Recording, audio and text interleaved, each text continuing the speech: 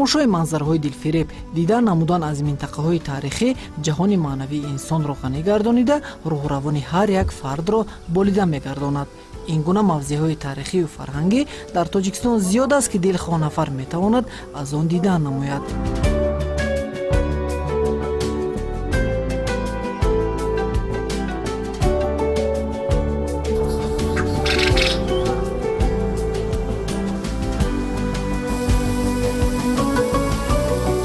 филиали ширкати сайёҳии суғдиён помиртур ки дар шаҳри хуҷанд қарор дорад, тӯли фаъолияти пурсамари худ тавонистааст сайёҳони зиёди ватаниро бо минтақаҳои таърихию фарҳангӣ ва сайру сайёҳии дохил ва хориҷи кишвар ошно намояд. сайёҳии суғдиён помиртур дар вилояти суғд соли 2009 сол ташкил шудааст. ҳоло тақрибан ширкат бо 50-60 кишварҳои хориҷӣ дуру наздик шартнома дорад. мо бо муваффақият кор фаъолият бурда истодаем. ширкати сайёҳии суғдиён помиртур дар вилояти суғд филиалҳои худро дар ноҳияи шаҳристон, дар ноҳияи спидамен, дар шаҳри Истаравшан, дар шаҳри Хуҷанд, дар шаҳри Чкалос, дар масҷоҳи кӯҳӣ, дар ноҳияи Ашт, дар Канибодон, дар Исфара филиалҳои худро дорад ки ин барои хизматгузории шаҳрвандон, барои осон шудан мо ин корро ташкил карда истодаем. мо дар ҳамин шабонарӯз ҳозир ба самтҳои Байтулмуқаддас Изроил, ба самти Ҳиндустон, ба самтҳои Аморати Муттаҳидаи Араб, ба самтҳои Европа, ин ҳам бошад ба Олмон, Франсия, Италия ки ба қариби шаҳрвандои ҷунуби Тоҷикистон рафта дар онҷо дам гирифта омаданд. мо аллакай ҳозир боз ин корро ташкил намуда истодаем.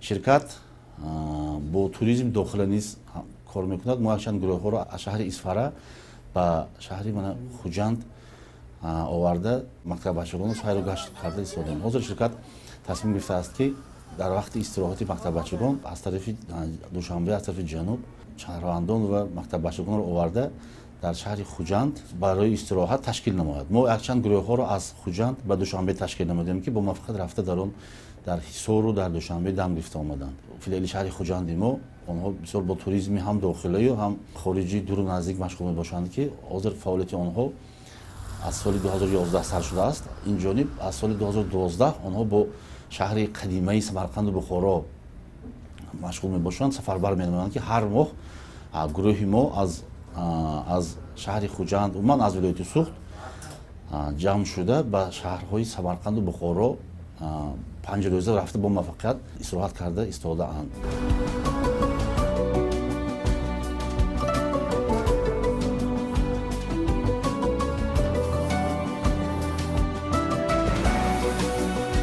тамоми кормандони филиали ширкати сайёҳии суғдиён помиртури шаҳри Хуҷанд имрӯзҳо талош доранд то дар баробари пешниҳод намудани хизматрасонии хуби сайёҳӣ сокинони кишварро бо мавзеъҳои таърихии хориҷи кишвар низ ошно намоянд. дар якҷоягӣ бо гурӯҳе аз сайёҳон ва дастгирии ин ширкати сайёҳӣ ба шаҳри қадимаи Бухоро сафар намудем то аз ин манотиқи бостонӣ дидан намоем.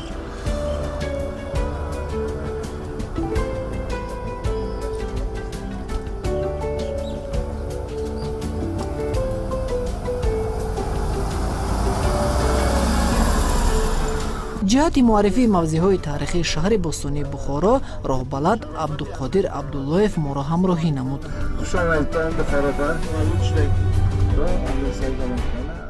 бухоро дар тӯли ҳазорсолаҳо ин шаҳр таваҷҷӯҳи одамони зиёдеро ба худ ҷалб кардааст. хоки ин диёр низ хеле шӯҳратёр аст, зеро дар ин макон бузургтарин шоирон, донишмандону файласуфон, олимону муҳаққиқон, ҳокимону роҳбарон дар мисоли Абу Абдуллоҳи Рудакӣ, Абу Али ибни Сино, Ал-Бухорӣ, Шоҳ Исмоили Сомонӣ, Баҳоуддини Нақшбандӣ ва даҳҳо дигар умр ба сар бурдаву кору эҷод карданд. бар зами ин Бухоро бо таърихи кӯҳан ва бисёр ёдгориҳои меъморию фарҳангӣ шинохтаву муаррифӣ шудааст. қисми бештаре аз ин ёдгориҳо ба рӯйхати ёдгориҳои фарҳангии ЮНЕСКО ворид гардиданд.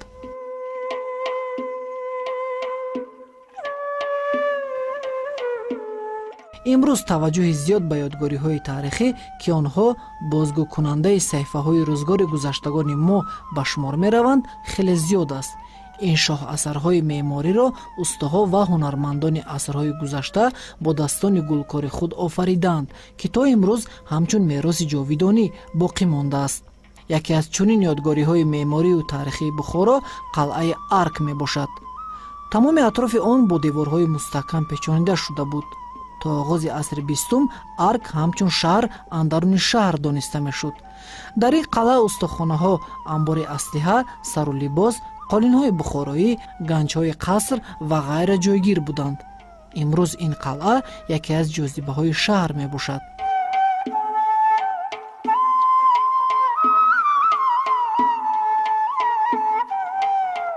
قسم بیشتر شاه اثرهای معماری شهر بخارا در عصرهای 9-10 ساخته شدند. تا زمان امروز مقبره سامانیان با طور خیلی خوب حفظ شده است. این مقبره آرامگاه عائله و پادشاهان سلاله سامانیان به شمار می رود که آن با یک طرح بلند معماری آن زمان بنیاد شده است. مقبره اسماعیل سامانی از روی ساختمان معماری در جهان موقع خاصه را صاحب است. عصرهای 9 این مقبره ساخته به استفاده داده شده است. شکل و اصول ساختمان این بنا 18 نمود را در بر میگیرد. با این مقبره نقش و نگار به همتا تاثیر زیاد گذاشته است. درون و بیرون این مقبره دیوار کرده شده است که این دیوارها از خشت پخته می باشند. در اینجا نزدیکی 40 روزنه یا پیش اتاق به شکل زیبا جابجا گذاری شدند. این مقبره با فرمان امیر اسماعیل سامانی اساسگزار دولت سامانیان بنیاد شده است و آرامگاه خود او نیز در همین جا می باشد.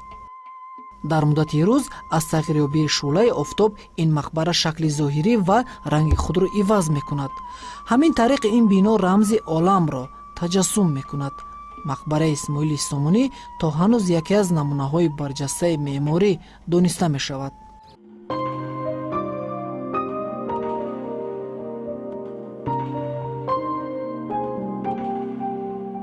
بخارا را به مناره ها تصور کردن ناممکن است. یکی از این مناره های بزرگ مناره کلان می باشد که آن سال 1127 ساخته شده است.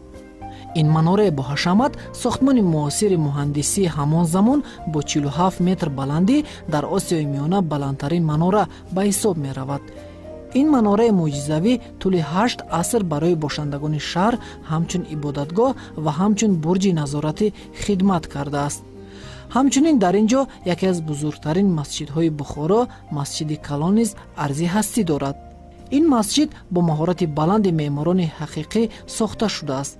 حولی و یا صحنه بزرگ و بازی مسجد همچنین شکوهمندی دیگری آن به بیننده تاثیرات زیاد بخشیده از پیش نظر به زودی دور نمی شود. مرگ سودخور یکی از اثرهای مشهوری اساسگزار ادبیات معاصر تاجیک صدر این عنی به شمار می رود و یکی از لحظه های این فیلم محض در همین جا به نوار گرفته شده است.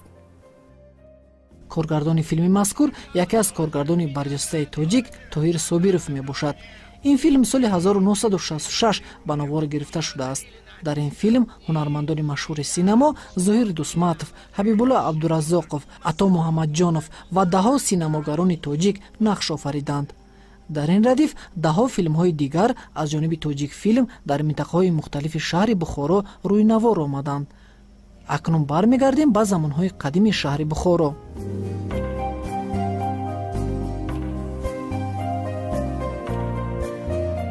یکی از مکان توجه برانگیز بخارای شهرتیار این مسجد و مدرسه 4 مینار است که آن سال 1807 بنیاد شده است. اما مدرسه میر عرب باشد یکی از بزرگترین درگاه علم و ادب و دانش اندازی آن دور و زمان دانسته میشد. این مدرسه سال 1535 ساخته شده است. تا تعمیر و بازسازی آن شکل و نمودش همین گونه به نظر می رسید. تا هنوز در این درگاه علم و عرفان امام خطیبان آینده و معلمان دینی تعلیم و تدریس می گیرند. در بخارا از روی یادگاری های تاریخی ترقیات علم و دانش و معماری و شهرسازی از دوران عصر یکم تا میلاد سرچشمه می گیرد. هنگام راه رفتن در کوچه های بخارا شخص یادگاری های تاریخی عصر یکم پیش از میلاد را پیش نظرش احساس می کند. یکی از جایهای اساسی و تفریحی شهر که خیلی هم زیبا می باشد با نام لب حوض مشهور است که در عین زمان همچون جای استراحتی و فراغتی برای شهروندان و سیاحان می باشد.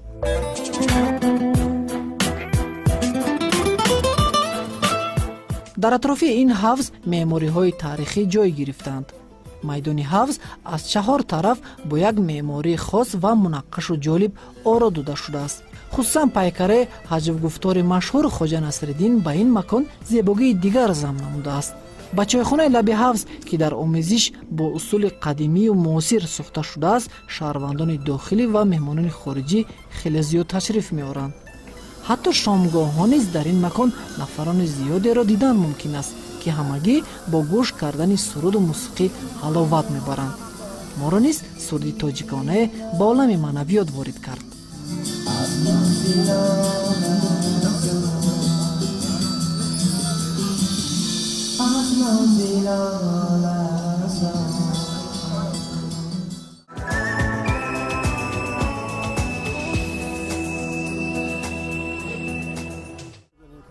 албатта дар шаҳри бухоро баробари тамошои ёдгориҳои қадимию таърихӣ инчунин сайёҳон ҷойҳои муқаддасро низ зиёрат мекунанд.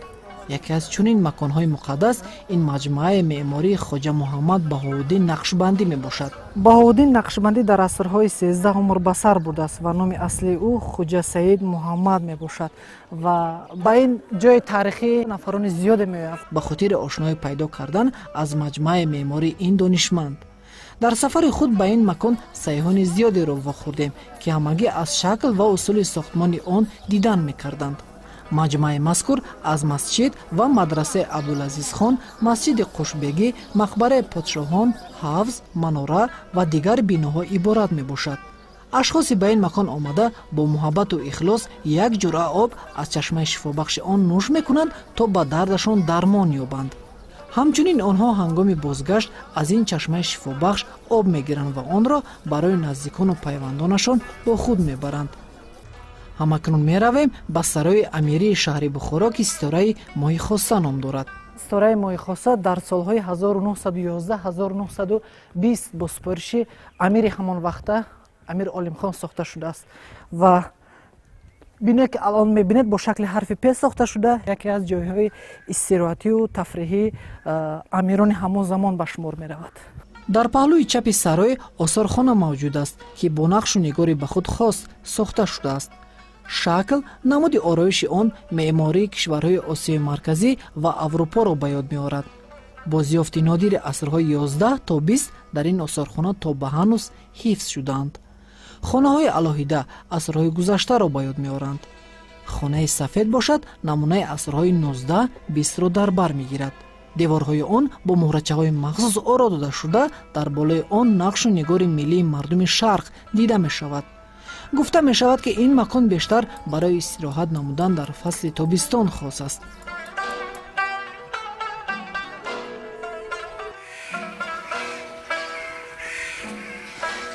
бухоро ин шаҳри қадима дар баробари роҳи бузурги абрешим ва ёдгориҳои меъморию таърихии бою рангини худ дар ҷаҳон машҳур гаштааст. қисми бештари шаҳр то ба ҳанӯз ба шакли қадимӣ боқӣ монда аз ҷониби сокинони маҳаллӣ шоҳкориҳои он кӯчонида шудааст. шаҳри бухороро ҳамчунин бухорои шариф низ ном мебаранд. ин шаҳри бузург то кунун бо таъсири аҷиби худ барои ҷӯяндагони илму дониш ва хираду маънавиёт дар хаёлҳои рангини дӯстдоронаш арзи ҳастӣ дорад.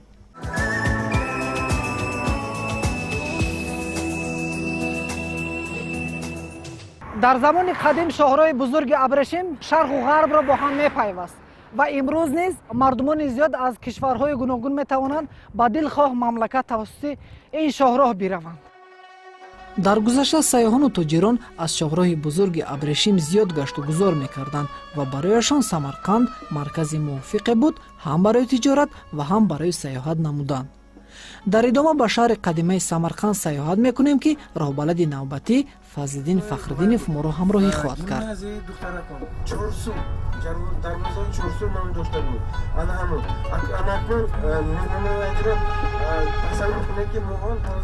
Самарқанд яке аз кӯҳантарин шаҳрҳо дар ҷаҳон арзёбӣ мегардад ки қариб 3000 сол таърихи кӯҳан дорад. дар замони қадим шакли кӯчаҳои Самарқанд чунин буданд ва имрӯз низ ҳифз карда мешаванд. ин биноҳо ва мақбараҳо ба асрҳои 11-20 тааллуқ доранд. дар бораи шаҳри Самарқанд қиссаву ривоятҳо хело ҳам зиёданд, аммо мо танҳо дар мавриди ҷойҳои дидаамон нақл хоҳем кард. хонамузеи қаҳрамони халқи тоҷик устод Садриддин Айнӣ дар маркази шаҳр, яъне дар кӯчаи Регистон ҷойгир аст, ки дар ин ҷо солиёни зиёде зиндагӣ кардааст. Мутафаккири барҷастаи тоҷик, асосгузори адабиёти муосири тоҷик Садриддин Айнӣ маҳз дар анамин хона зиндагӣ карда асарҳои зиёде низ эҷод намудааст. Ва дар ин ҷо бошад навишта мешавад, ки асарҳои мактаби кӯҳна, Одина, Қулбобо, Марги Судхур, романҳои Дохунда, Ғуломон дар ҳамин хона ба дунё омаданд. Илова бар ин, хона қадамгоҳи бисёр аз шахсони мӯътабар, арбобони намоёни давлатӣ, олимон, шоирон ва нависандагони номӣ гашта буд. 35 сол дар ин макон Садриддин Айнӣ бо вуҷуди мушкилиҳои рӯзгор зиндагӣ ва кору фаъолият кардааст. дар хона музей ҷои истиқоматӣ 2 утоқи корӣ, меҳмонхона ва осархона то ба ҳанӯз ҳифз шудаанд. ба ин меҳмонхона бошад шахсони машҳури ҳамон замон ташриф меоварданд.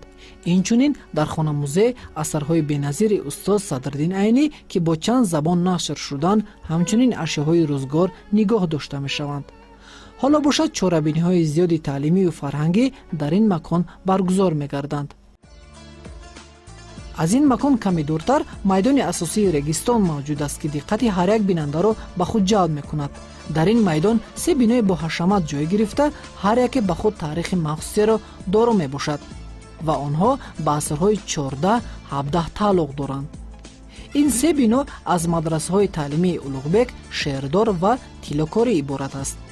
ин макон яке аз ҷойҳои таълимии асри гузашта дониста шуда, дар Осиёи марказӣ нуфузи махсусеро доро буд. майдони Регистон дар таърих макони илму фан, сиёсат ва дин дониста мешуд. дар асрҳои миёна марказҳои ҳамаи шаҳрҳои калонро Регистон мегуфтанд.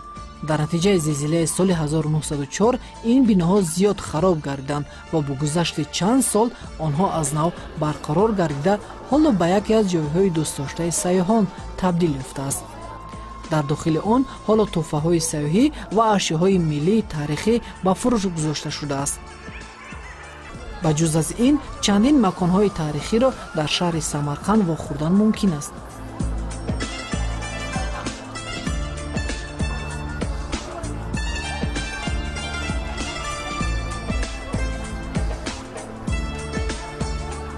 мақбараву шакли меъмории биноҳои ба асри гузашта хос касро ба даврони гузашта мебарад. дидан аз ин гуна макон бошад, ба ҳар як фард таъссуроти бештаре мебахшад. сайёҳони дигаре, ки ҳамсафари мо буданд, хотироти ҷолиби худро баён намуданд. аз ин сафар дар шаҳри Самарқанд аз хонамузеи устод Садриддин Айнӣ дидан намудем, ки бисёр ҳам ба мо рӯҳияи хуб бахшид ва хонамузеи онро касро дидан намудем. шукрона аз он намудем, ки то имрӯз он ҷо чуноне ки ҳаст ҳамон тавр боқӣ мондааст.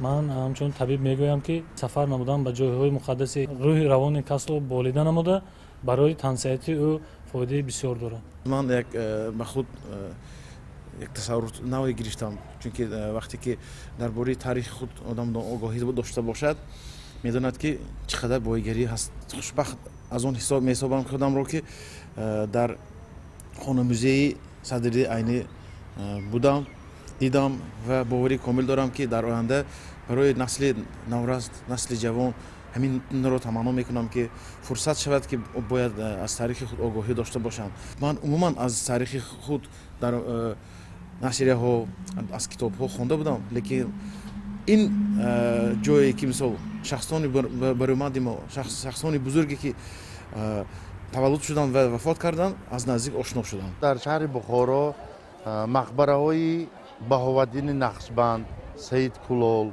Стораи Моҳи Хоса, мақбараи Исмоили Сомонӣ, Чашми Аюб, сайёҳон бисёр сайр мекунанд. дар шаҳри бостонии Самарқанд бошад, чӣ хеле ки мегӯянд макони тоҷикон, сайёҳон бештар дар имом Албухорӣ, баъд ба Шоҳи Зинда, Биби Хонум, Ҳазрати Хизр, Чашми Аюб, Регистон, хонаи Садриддин Айнӣ, дар мақбараи Хоҷа Ҳароли Валӣ бисёр сайру сайёҳат мекунанд.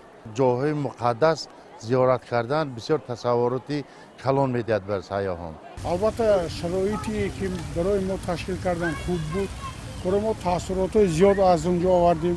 назар ба он ки мо дар он ҷо бисёр یادگیری‌های تاریخی زیارت کردیم. برای ما بسیارتر تاثیر خودشون را رساند و ما از تشکیل کنندگان این سیاحت بسیار می‌ندار که شرایط خوبی هم تشکیل کردن زیارت این جایگاه را تشکیل کردن، هم شرایط معیشی در درجه خوب بود.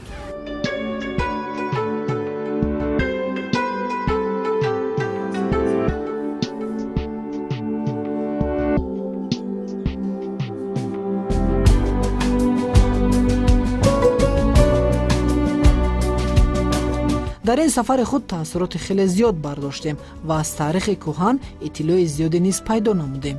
این امکانات را به ما فیلال شرکت سیاحی سعودیون پامیر تور که در شهر خوجند قرار دارد برای اهل گروه ایجادی برنامه توریسم و سیاحت فراهم آورد. با همین سفر نوبتی خود را از شهرهای باستانی بخارا و سمرقند به انجام می‌رسانیم. خیر تا سفر نوبتی و آخری با شما در این برنامه.